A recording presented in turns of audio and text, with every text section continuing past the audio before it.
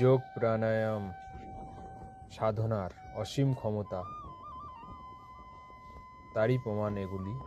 এখানে এক সাধু পাহাড়ের ওপর ধ্যানমগ্ন, তার ওপর বরফ বা তুষারপাত হচ্ছে, কিন্তু তার সত্ত্বেও তিনি ধ্যানে মগ্ন আছেন।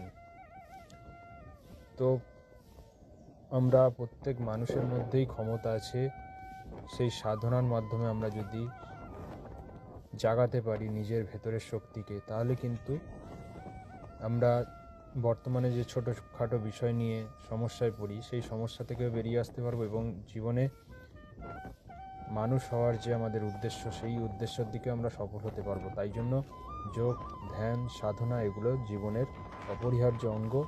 এগুলিকে জীবনে ধারণ করুন। ওম নমস্তে।